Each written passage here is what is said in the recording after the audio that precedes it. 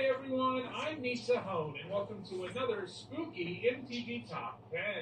Every Friday this month I'm putting a Halloween-inspired MTG Top 10, and this Friday we're taking a look at one of Magic's spookiest creature types, vampires.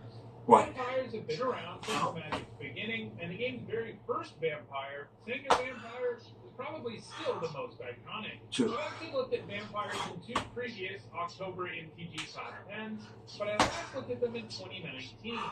We've gotten a whole lot more vampires since then, between return visits to 2 of Magic's most vampiric planes, Innistrad and Ixalan.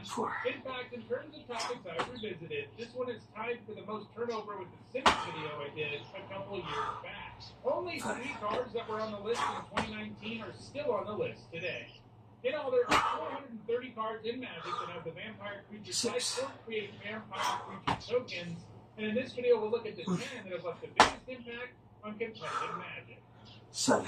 Before we get started, here's a quick reminder on how I rank cards in these videos. I use a scoring system. The cards are awarded 2 points for first-tier top 8s like Pro Tours, and 1 point for second-tier top 8s like Regional Championships.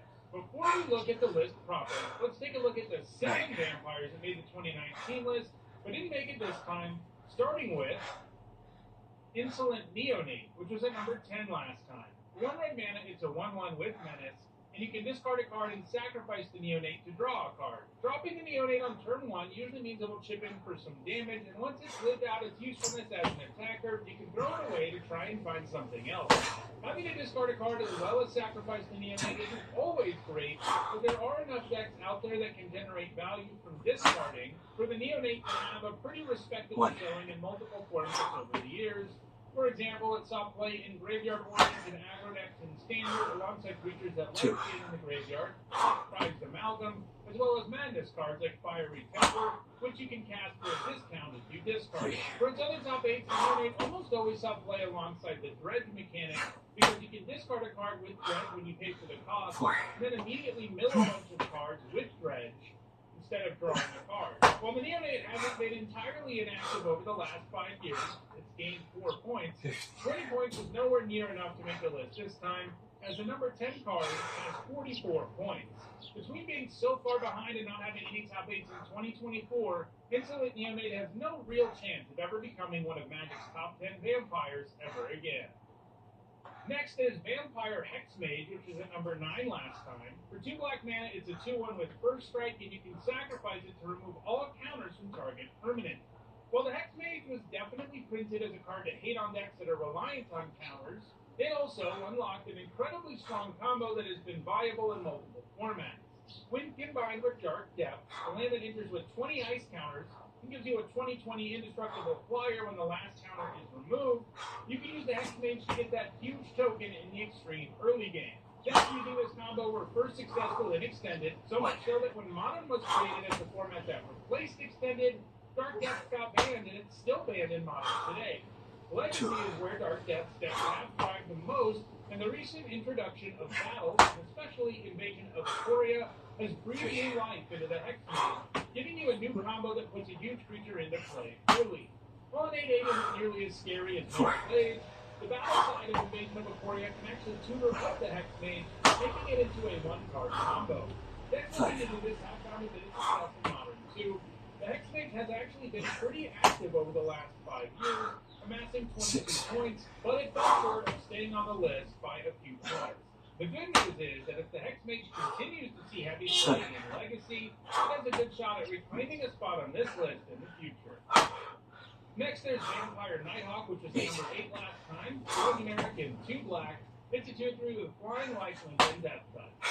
Probably one of the most famous French vanilla features ever, the Nighthawk's slew of keyword abilities make it into a threatening flyer that can quickly put a race out of reach thanks to Lifelink, and Death Touch means it can trade for absolutely anything.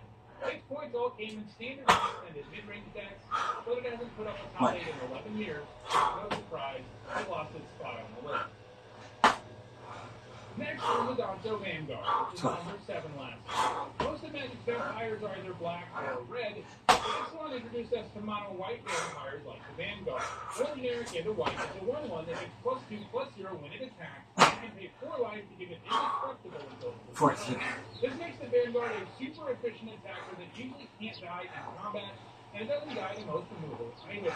Even the threat of activation isn't out, so you don't end up actually having to pay the life all that often. Unsurprisingly, its top 8s have all come in aggro decks in both Standard and Pioneer. In Standard, it largely appeared in straightforward White E decks, and in Pioneer, it's usually played in Aura and Heroic decks. Both of these kinds of decks specialize in targeting your creature and buffing them. One of the risks of doing such a thing is that your opponent can kill your creature in response, but that's a lot less true about the Vanguard thanks to its indestructibility. It's still seeing play in Pioneer right now, and has put up 16 points in the last 5 years. Still like Vampire Hexmage, it has a chance at finding its way back on the list in the future. Next, it's Falcon Wrath Aristocrat, which was at number 6 last time. For 2 generic, a black and a red, it's a 4/1 with flying and haste, and you can sacrifice a creature to make it indestructible until end of turn, and if the creature you sacrificed was a human, you put a +1/+1 counter on the Aristocrat. A 4-mana 4/1 with flying and haste is a pretty sweet aggro creature to begin with. It can do lethal in a hurry.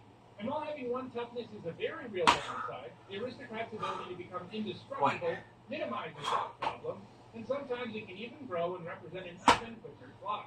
On top of all of that, the Aristocrat also has a free sacrifice ability, something that always has pumpkin potential. While it was played in straightforward access and Standard, it was also played in an Aristocrat's deck that was the best at leveraging the sacrifice ability for value. This is best accomplished with Blood Artist, which drains life whenever a creature dies. When you pair the Aristocrat with creatures that leave extra bodies behind, like Doomed Traveler and Zathras Necromancer, this can allow you to do lethal out of nowhere between the +1/+1 counters and the life drain. 6. That said, the Aristocrat hasn't seen any play since rotating out of Standard. That's why it lost its spot on the list. 7. Next, there's Viscerous here, which was at number 5 last time. For 1 mana, it's a 1/1, and you can sacrifice a creature to scry 1. So like the Aristocrat, this has a free sacrifice ability, and in this case, you can have it come down on turn 1.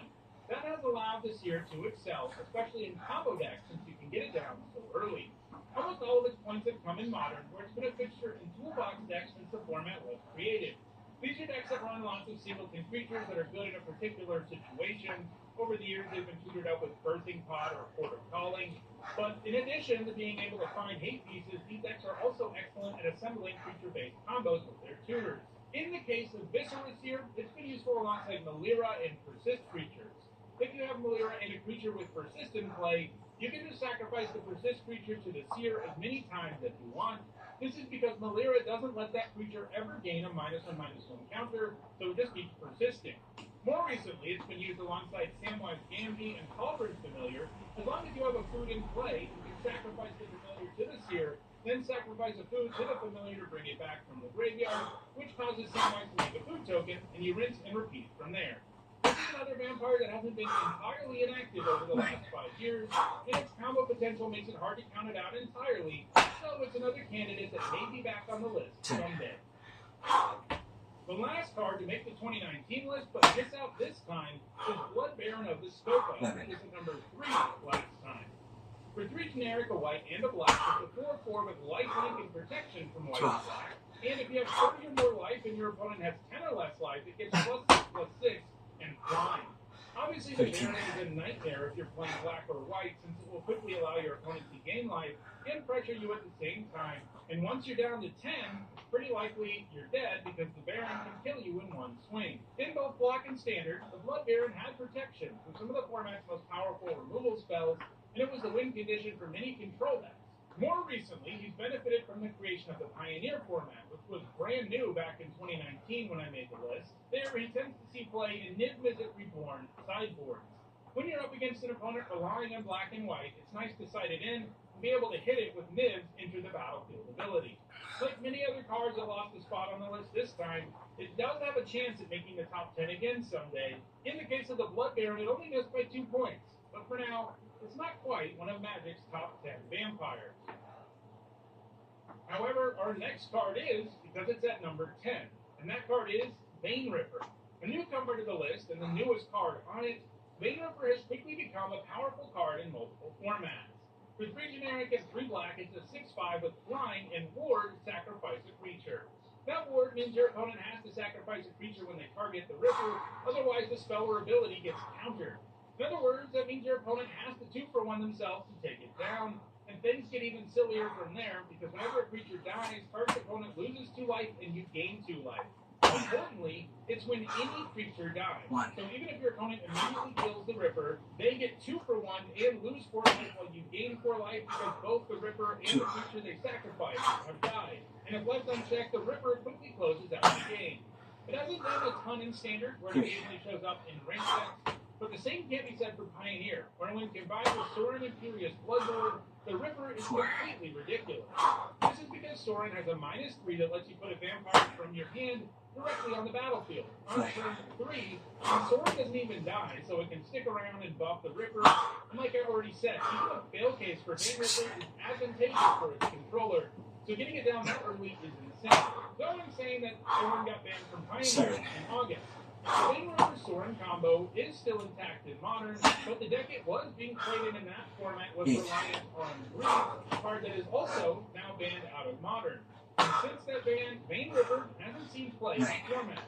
In other words, while Bane Ripper was a multi-format powerhouse for a minute there, the deck he was part of in both Pioneer and Modern had been banned into Oblivion, and it currently doesn't really have a home in Standard. So while it's on the list right now, it doesn't look great for its future presence on it, especially since so many of the cards that lost the spot on the list are still active and not that far behind Bane Ripper. 12. And number 9 is Voldaren Epicure, which wasn't on the list in 2019 because it didn't even exist. For 1 red mana, it's a 1/1, and when it enters, it does 1 to each opponent, and you create a blood token. This might seem kind of underwhelming at first, but you're getting a ton for only 1 mana. A body, a ping, and a blood token, which is a very useful piece of material to have. You can use that blood just to rummage, something that's pretty useful when you're a red deck that needs to stop drawing lands, but there are various other things you can do with a random artifact. In a lot of ways, he's like a red Raven Inspector, and that's an amazing 1-drop, and so is this. In Standard and Pioneer, it has seen lots of play in traditional red aggro decks, but also in decks that could leverage the fact that you get 2 permanents out of 1 card with the Epicure. For example, in Boros Convoke decks in both formats, you can get extra value out of the blood token by destroying it with Gleeful Demolition or tapping it with Warden of the Inner Sky, and in Modern and Copper, you can add Kuldotha Rebirth to the list of powerful ways to bring that 1 blood token into lots of value. While Voldaren Epicure is no longer in Standard, it's going to continue to rack up points in Pioneer, Modern, and Copper, and it's going to claim the number 8 spot on this list in the very near future. But for now, that spot belongs to Olivia Voldaren, which has dropped 6 spots since 2019. For 2 generic, a black, and a red, she's a 3/3 flyer, and you can pay 1 generic and a red to have her do 1.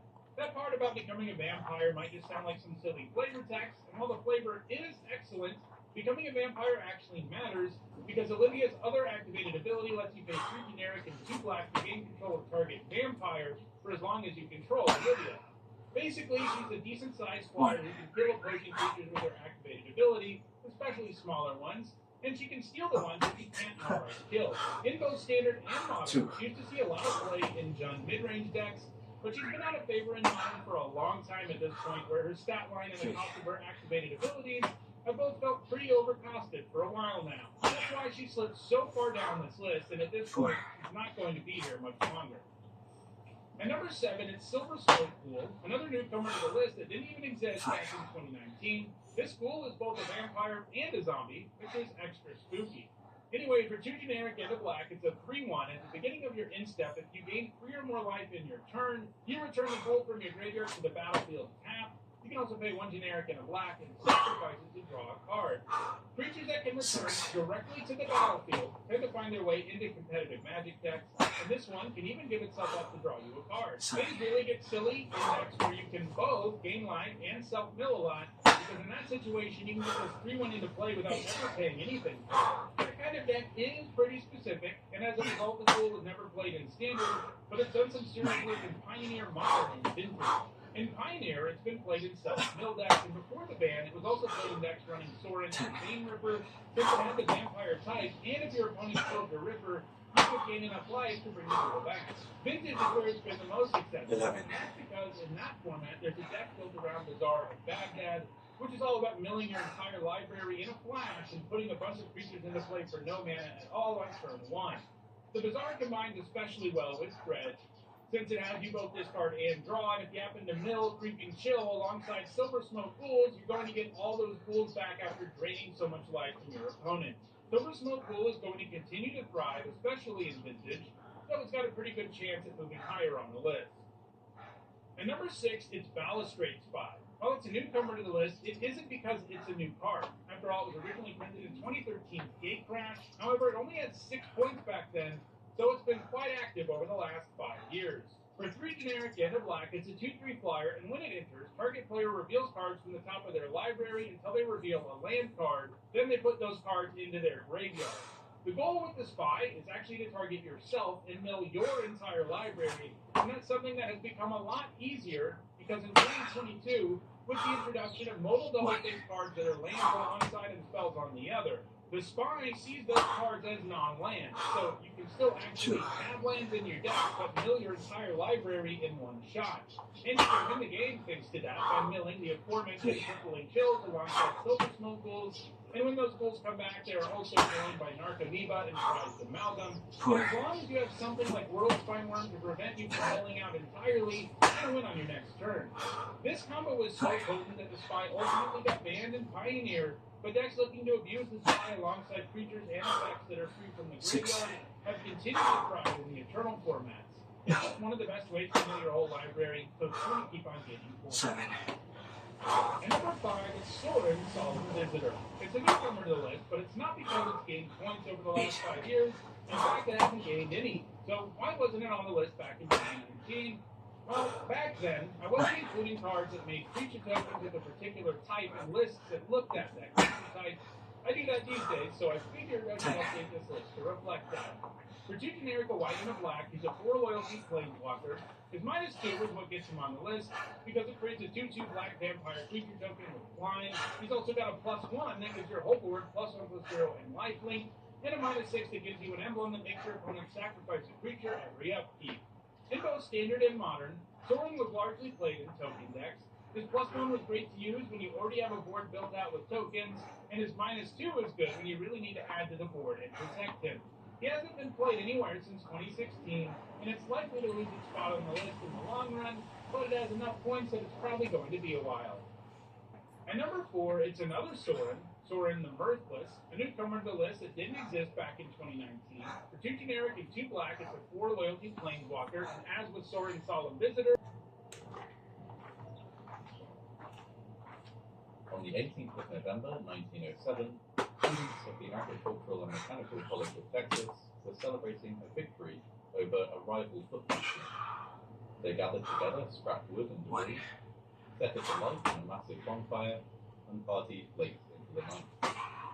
This bonfire would go on to become a beloved tradition, one that would last 90 years, persist through 2 world wars, and ultimately end at the turn of the millennium in a tragedy that would cost a dozen lives. The Agricultural and Mechanical College of Texas, now known as Texas A&M University, was founded in 1876, the first institution of higher learning to open in the state of Texas. Its beginnings were humble. On its very first day, only 6 students enrolled, a student population that equaled the size of the faculty. Before long, however, hundreds were enrolled. Students were initially known as farmers, in reference to the agricultural bent of the school, but by the 1950s, the informal nickname of from agricultural had become far more popular. A&M grew significantly during the interwar. As it was a military school, many students and alumni served their country during the First World War, and its profile was raised significantly once the conflict was over. During the Second World War, more than 14,000 alumni served as officers, a number that was the highest of any school in the United States.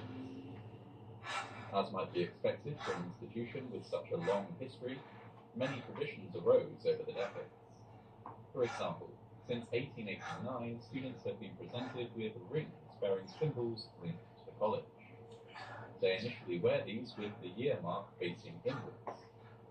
Graduating students symbolically turn their rings outwards to face the world during commencement ceremonies, symbolizing that they too are ready to proudly face the world as an alumni of A&M. That's just one of many A&M traditions. Alumni also meet for annual reunions known as musters, and senior students participate in an annual nighttime walk around campus, known as the Elephant Walk, that has been a tradition since 1926. The tradition of the Aggie bonfire began in 1907.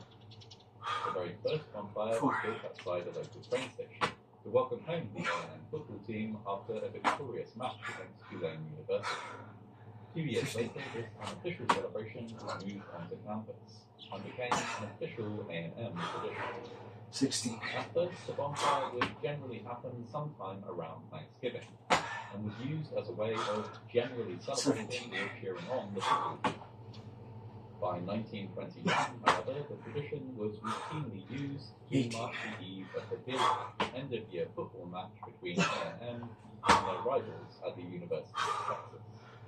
19. The early days of the bonfire were not entirely without incident. In 1912, lumber set aside for construction of a new dorm was accidentally used to build the bonfire. And in 1935, a local farmer asserted that students had disassembled an entire barn from his property to use as fuel for the bonfire.